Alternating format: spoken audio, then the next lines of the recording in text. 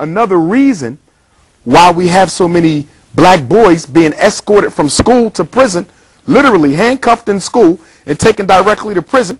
Again, you have to deal with the fact that many of the women who work in the schools don't want nothing to do with them, and they're looking for a way to get them out the classroom as fast as they can.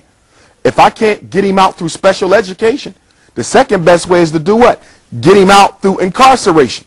And a lot of our boys, because we're not teaching them discipline, are getting arrested and expelled from school for nothing other than making a verbal threat against one of their teachers.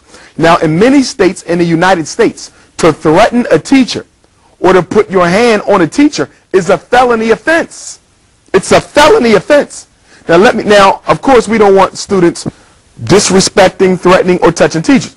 But if you're my teacher, Brother Dawa, and you push me because I want to leave your room because we just had an argument, I want to leave, you stop me at the door, and you push me. You physically put your hands on me, which you are not allowed to do, by the way. Teachers are not allowed to touch students, but they do it. So you put your hands on me and push me, so what do?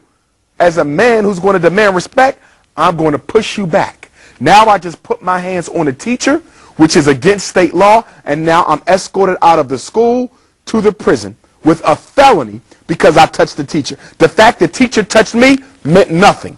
It doesn't even get brought up during adjudication. When they made touching and threatening of teachers a felony, that had a big impact on the amount of black boys who were arrested in the school setting because our boys get disrespected. I work in schools.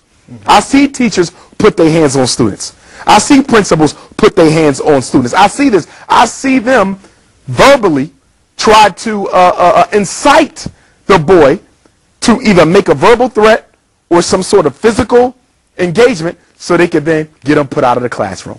So again, I have special education. I can get him out. I have incarceration. All I need to do is hear him threaten me, or I can misconstrue what he said as a threat. For example, you say something disrespectful to me, and I say, okay, you got that one, but I'm going to have the last laugh. Right? Now, I'm only saying that to protect my ego. But to the white teacher, that sounds like a what? Threat. So now she calls down to the office, or he calls down to the office. The principal calls for the police if they're not already there. Now, in many of the high schools, you already have the police presence. In the elementary and middle schools, you tend not to have their presence, so they get called in. And once the police gets called in, they declare jurisdiction. And again, something that should have been a suspension is now a chargeable offense. Hasim